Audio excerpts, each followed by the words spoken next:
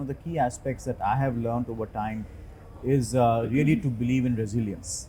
You need to have grit as a leader. Aster, Hector, Loster.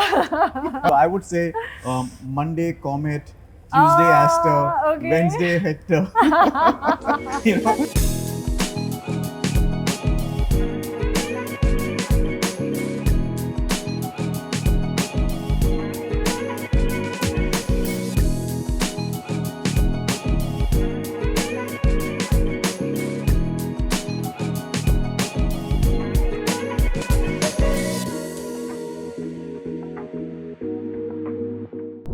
MG Motor India is a trailblazer in the Indian automotive industry with respect to innovation, cutting edge technology, and customer satisfaction. Today, we have the privilege of interacting with the Chief Growth Officer of MG Motor India, Mr. Gaurav Gupta. Hi Garima. Hi. He's the driving force behind the brand's success. No, I think we have a full team that's behind with this completely. So, but yes, as a company, we have stood for, like you talked about, innovation, etc. But one more area is to be added on is diversity. Oh, I think that's a very key factor and a key pillar for our entire operations. that's fabulous. Yeah. No, but thank you so much. I really appreciate you taking out time for us today, and I'm really excited about chatting on some very interesting topics. So, what inspired you to pursue a career in the automotive industry, and how has that passion evolved over time? Well, Garima, if you ask, with no gender bias here, but if you ask any young boy, they would always be talking about being a pilot or, driving a fancy car, and I think that always was there in the heart of hearts. And cut to, starting a career in the automotive journey way back in '97. And frankly, the experience since then has been very, very fulfilling and rewarding. Not only various, functioning of the companies, but also different locations I've been privileged and fortunate to live at as well. So various parts of the world, be it, in China, be it in Southeast Asia, be it in the Middle East, of course, India as well, and travel across the world. So the exposure, the kind of responsibilities, frankly, the teams that I have worked with have been fantastic in energizing the entire setup over the last many years. And the technology change has really kept one going altogether. So the moment we've all felt way back in the mid 2000s that this sector was getting a bit, slow, there comes the entire area about connectivity, the electric part comes in, autonomous comes in, and it becomes a cool and sexy thing. So this has fueled the passion to continue in the automotive space. Fabulous. So MG is over 100-year-old, brand, and it has a British brand heritage. So, and also after the joint, the strategic JV with JSW and SAIC Motor, what are the key objectives and milestones that you're looking to achieve? So, would you like to throw a light on that? Well, it's a short question for a long answer, Garima, so be prepared. The brand MG, like you said, definitely a 100-year-old rich brand with great heritage. Yeah. Founded in UK in Abingdon, Oxford in 1924. Has been a darling brand for various years across the world, be it the US, be it Europe, and as well here in India also, with a lot of Maharajas, having to experience the MG brand. It has stood for land speed records, fastest in the world is what was with MG twice in back-to-back years. Really, wow. So great technology in the past, land speed records, and the same has actually translated to where we fast forward to today's world, right? So what was technology in those years was speed, literally. Yeah. That has now become literally synonymous with multifaceted technology, which is what MG stands for, and here in India as well. Yeah. We look for connected vehicles, we look for internet enabled vehicles, we look at autonomous vehicles, electric vehicles. So this entire technology core has remained there, which is the innovation part of the brand. And I think that's what we're building the brand for completely, along with the service for the community, which is very strong. The MG Car Club is one of the most active and one of the largest car clubs in the world, wherein you have yesteryear's owners, current year owners coming together to celebrate the MG family camaraderie altogether. Now coming fast to what the future will hold for us in India in particular. Yes. So the joint venture, of course, of SAIC and JSW to form JSW MG Motor India Private Limited now really is a very promising start, and the start of what I could say is MG's brand's 2.0 journey in India. you have the two behemoths coming together Yeah. and setting the path for the future. What does it entail? It entails really collaborating for the future in the areas of new energy vehicles. We talked about this in a recent announcement as well. New energy vehicles typically would mean plug-in hybrids, pure electric vehicles, and of course, this will be the way that we'll take it forward also. Along with this, of course, we'll continue with our focus on the ICE vehicles. The second will, of course, be in terms of our overall expansion of the plant, our expansion of our footprint in the country, in being able to bring more localization to our products. Yeah. The next area will, of course, be to look at collaborating wherever we have synergies to take it forward in a lot of B2B business, a lot of scale management, economies of scale will come in together also. Of course, this will create a lot of jobs, socio-economic impacts will be there. Yes. So you are looking at a multifaceted impact because of the journey of 2.0 of MG under the joint venture of SAIC Wow, and yeah. JSW. Yeah. SAIC has been, and is one of the largest automotive companies in the world, and in China for sure. A lot of technology, a lot of access to multiple products and the future development. JSW, like I said earlier, they bring in a lot of prowess, they bring a lot of skill set, they bring a lot of experience in the country for us in India. Both of them coming together really gives the MG 2.0 journey a defined charter. Oh wow, fantastic! That's a brilliant future, and we saw with Cyberster actually, launching for the first time in India, the electric sports car. So do we see Cyberster coming to India? You know, you're right. The Cyberster definitely, and you are a rally driver yourself, so a rallyist rather. So I think we have to get you to drive once we launch the car in India. So the plan is, of course, while we're looking at expansion of facilities, we're looking at increased manufacturing capacity Yeah. in our new Avatar, bringing in more products, new technology. Along with this, we also are going to bring in and expand into a new premium channel of vehicles. Exactly. Great. So the great. Cyberster, of course, Yeah. will be part of our premium channel offering, and I think that will again take the brand MG also to the next level, all to put together.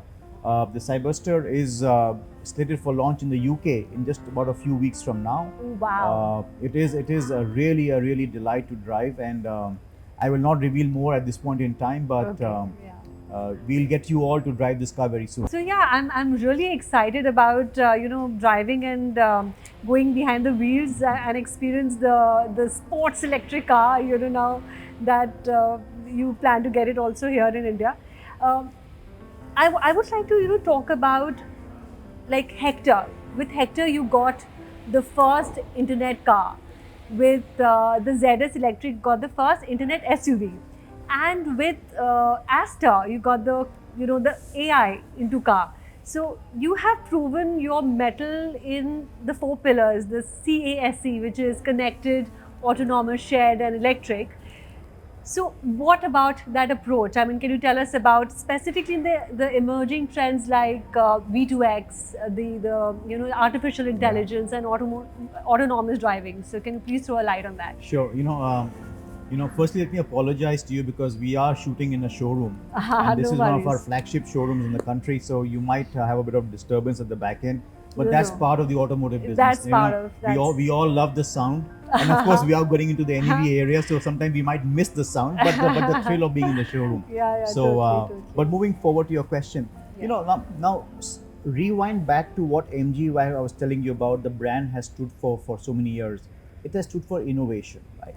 And innovation, like I said earlier, is about continuously bringing in what is new and bringing in the future as well. So we looked at, frankly, in many ways democratizing technology for the automotive customer. Wow. When we did Yeah. the Internet Insight, which was the first car in the country with an embedded SIM card, the MG Hector, Yeah. the first internet SUV in the country, the whole objective was that whatever is out there in the world, let's bring it in India, and let us have our customers experience the joy of it. Fabulous. Yeah. And we live in a connected world, right? Yeah. Today, I mean, if you ask me, it's a continuous journey Yeah. between your home, office, in transit mode. So the car enables you to really facilitate that journey. Autonomous, because we also felt that autonomous in India was always looked at high-end vehicles, at the much higher level. whereas the technology is available now. Yeah. So we looked at with the Gloucester, we said let's bring in the technology of autonomous, and we were the first to bring in the autonomous level 1 for the premium SUV. But between our Gloucester and Hector, our second car, like you mentioned, was the ZS EV. Right. And frankly, cycle back to 2019. So 2019 December is when we brought in the ZS EV, a pure Yeah. electric internet SUV. And many people were questioning that why would you make your second car as a pure electric car? But I think we have always believed, and we still believe, and we'll continue to believe Yeah. that electric and the NEVs are going to be, a key factor and the future of the autonomous world as well. So ZSEV has played its part. I would always say that it has the best performance of the battery in the country as well. And then Gloucester was autonomous level 1. With the Aster, we brought in autonomous level 2 with an AI assistant in the car itself. So we actually have what sometimes we say a talking robo kind of on the dash, who can engage with you, guide you, have a conversation with you. He's your buddy, he's your travel buddy. It's all AI enabled. Wow. Autonomous by itself is also AI supported. Yeah. So this is the way that we're taking it forward as we go along. And then the recent launch of Comet was the urban Oh yeah. utility vehicle as well. So we had all these cars putting together. Yes. Technology per se has a lot to play in not only the case parameters, Garima, but also in terms of upgrade in amongst the case verticals also. And many of them are all homegrown in India. So we have a very active program for startups. And so, for example, we work with Map My India. We were working with likewise many young startups in the country, wherein we had their apps in the car itself.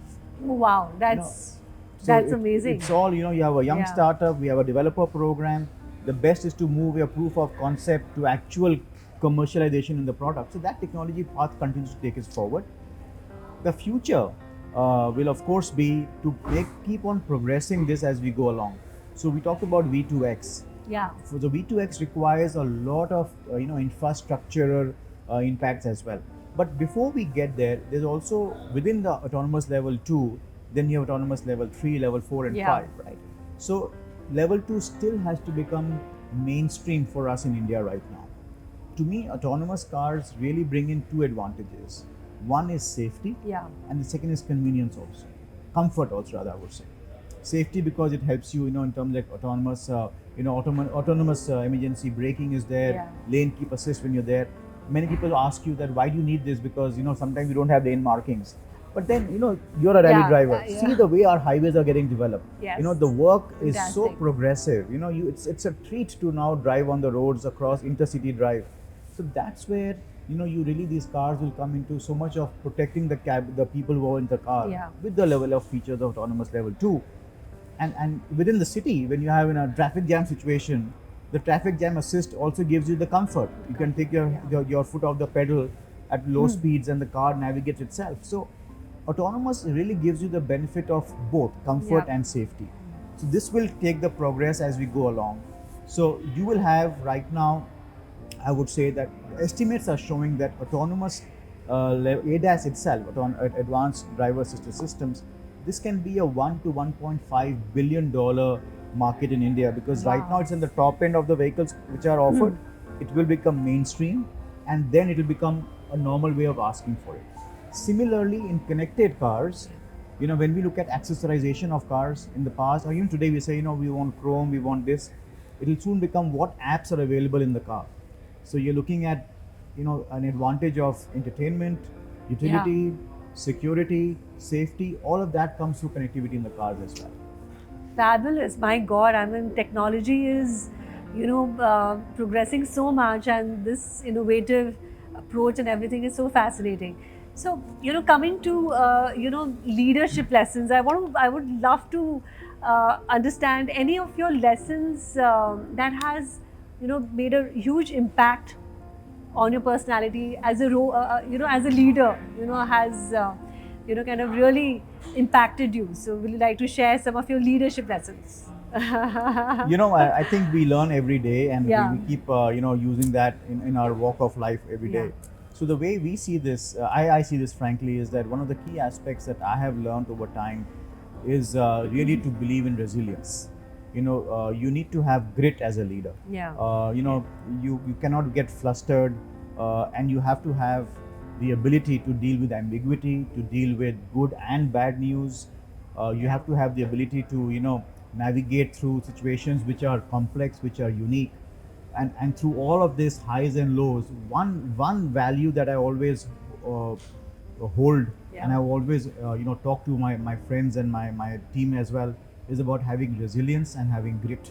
I think that Awesome. is very important. That's very, very important. That's amazing. So you have traveled the world, and you have been to so many different countries. So what kind of different lessons that you have picked up from every place that you have been there as a leader? I mean, would you like to share something? It's a that's a very good question actually, Garima, because one is of course travel, but I've been fortunate, like I said earlier, to live in various parts of the world for extended periods of time. And I think as an Indian, I would say that one of the most important thing for me was to be able to accept and start to relate to people who don't speak English on a regular basis. Oh, Because sometimes in the past, not less today, we sometimes would not look at people who could speak in English to say, what, probably we have a different kind of an approach to them.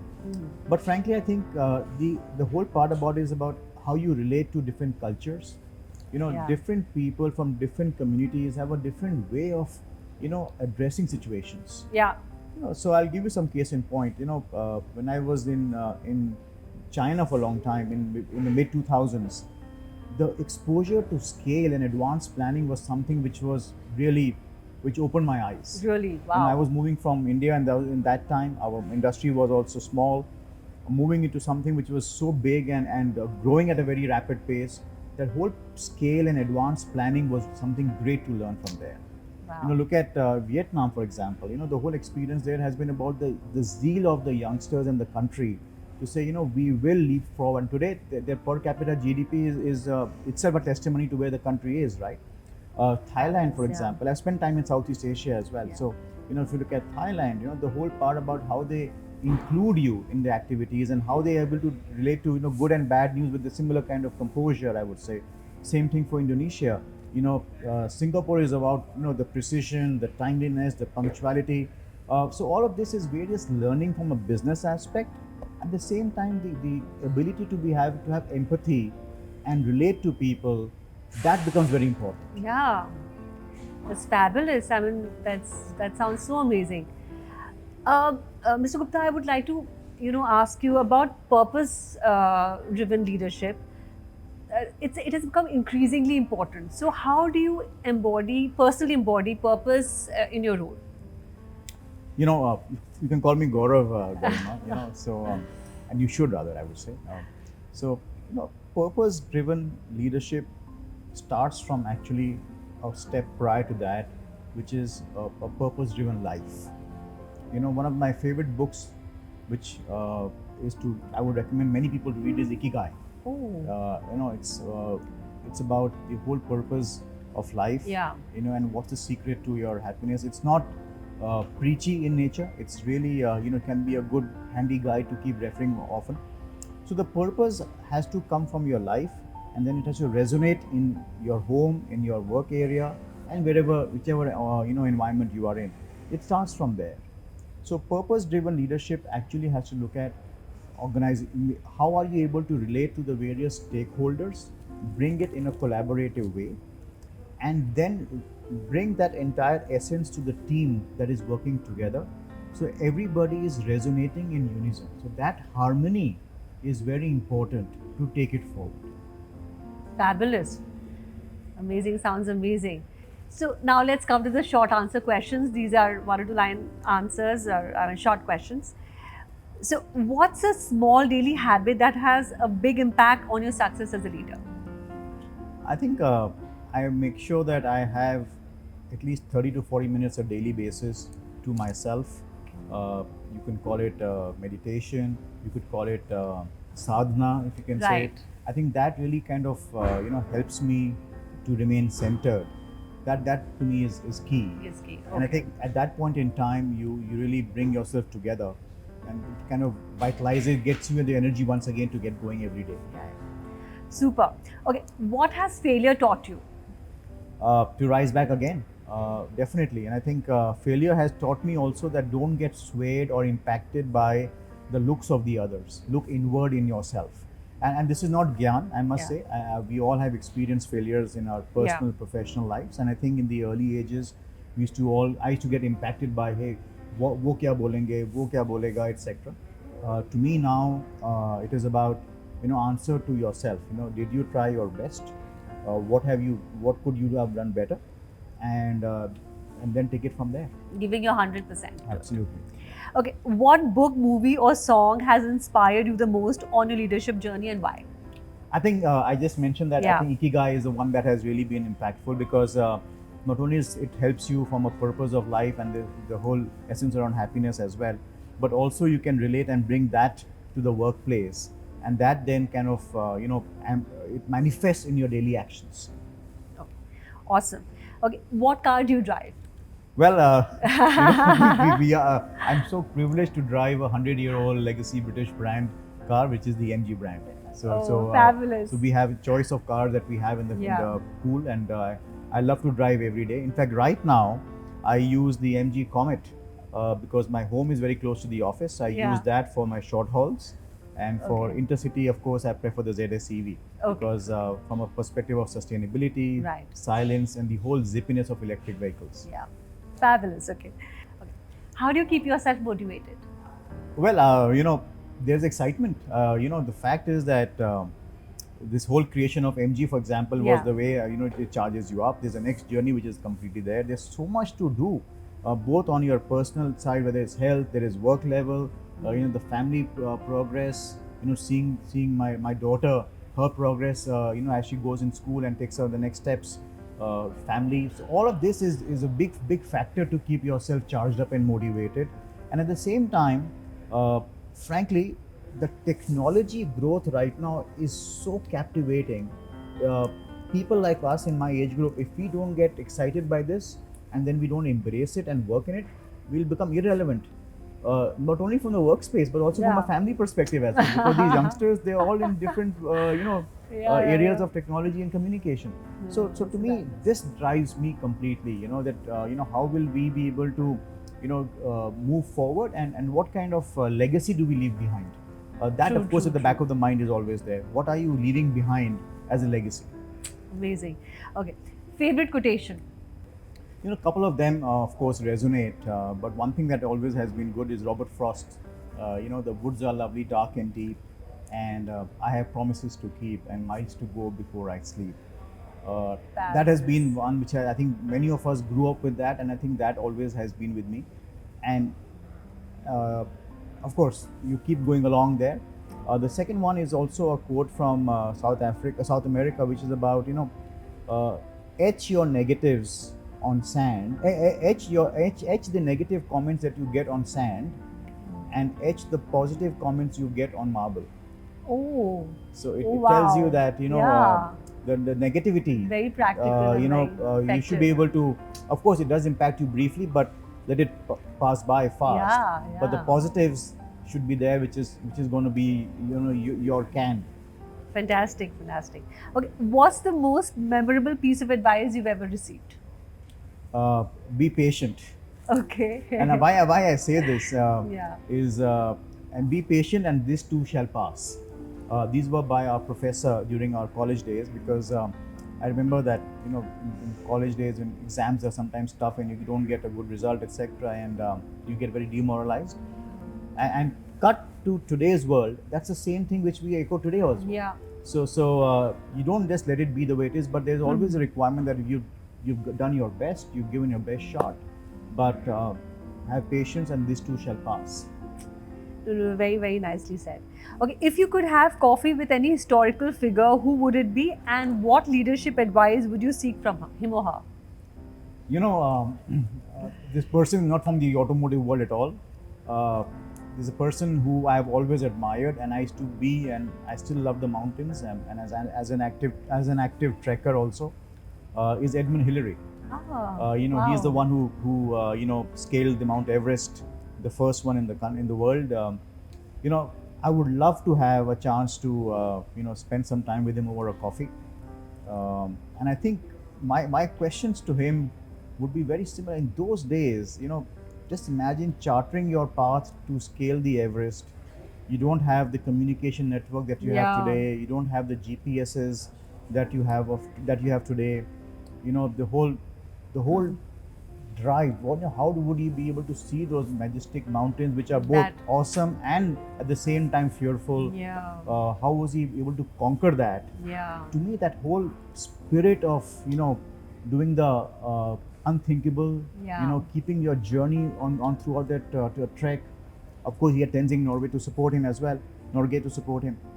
How did he think of? How did it come to him? How did he take on the journey? Wow. Yeah. What kept him going? Those would be very good lessons Yeah, to of take back. course.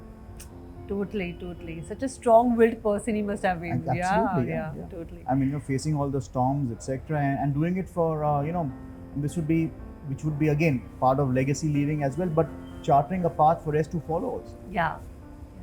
Okay. How do you maintain a work-life balance, and what are your favorite ways to relax outside of work? Work-life balance, I would always say it goes through phases. I think it's more about life balance rather than work-life balance, because you must look at work also as a very integral part of life. Yeah. If it seems as a burden, then it's a wrong profession basically. So that's my way of looking at it. It's more like life balance.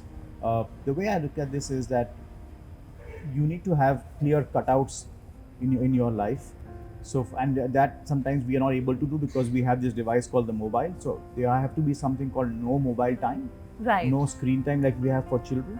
So my way of keeping my work-life balance is to ensure that I'm able to get my time for my exercise. I'm able to get my time for centering myself, the meditation part I talked about. And at the same time, I have a young daughter. How am I able to give time for her activities, whether it is swimming or whether it is her other classes? I'm able to participate in her school activities. So, you are able to work on a regular basis. I'm not a believer of saying that Monday to Friday is your work and weekend is completely family, because you could have a requirement for family even on a weekday. Yeah.